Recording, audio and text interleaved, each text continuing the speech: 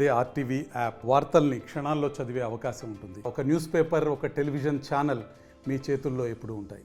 రాష్ట్ర వ్యాప్తంగా ఎండలు చాలా పెరిగిపోతున్నాయి. అసలు ఏ రాష్ట్రంలో ఎలా ఉంది అనే విషయంపై మనతో మాట్లాడడానికి వాతావరణ అధికారి శ్రావణి గారు ఉన్నారు. మేడం నమస్తే.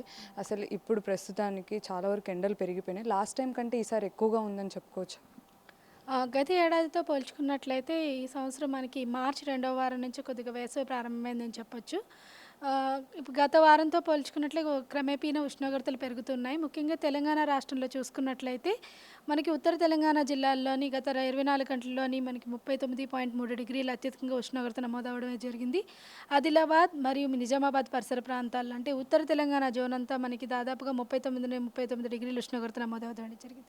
అలాగే మధ్య దక్షిణ తెలంగాణ జిల్లాల్లో కూడా 36 నుంచి 38 డిగ్రీల మేర ఉష్ణోగ్రతలు నమోదవుతూ ఉన్నాయి. దీంతో పగటిపూటతో పాటుగా మనకి రాత్రిపూట ఉష్ణోగ్రతలు కూడా క్రమేపీనా పెరుగుతూ వస్తూ ఉన్నాయి. మనకి వేసవి దాదాపుగా గత ఏడాదితో పోల్చుకుంటే మనకి మార్చి 2వ వారంలోనే మొదలైందనమాట. అంటే వడగాలులు కూడా చాలా ఎక్కువగా ఉన్నాయి. అంటే ఈ సంవత్సరం ఇంకా ఎక్కువగా పెరిగే అవకాశాలు ఉన్నాయా? ప్రస్తుతానికైతే వడగాల్పులు అయితే ఏమీ లేవు. క్రమేపీనా ఉష్ణోగ్రతలు పెరిగే సూచన, అలాగే పొడి వాతావరణం రాష్ట్రం మొత్తం మీదుగా పొడి వాతావరణం ఏర్పడే అవకాశం ఉంది వచ్చే వారంలో కూడా.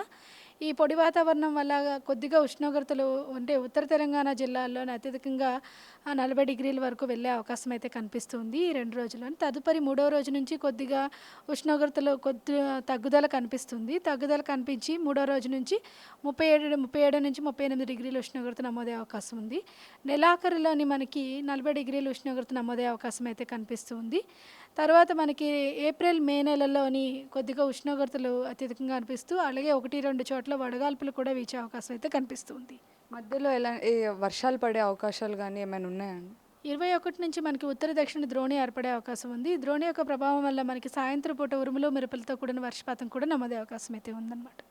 అంటే జూన్ లోపు ఎంతవరకు నమోదయ్యే అవకాశాలు ఉన్నాయి టెంపరేచర్ అండి?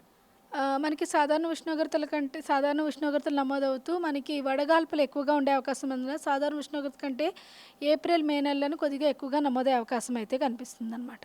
అంటే ఎలాంటి జాగ్రత్తలు తీసుకోవాలి?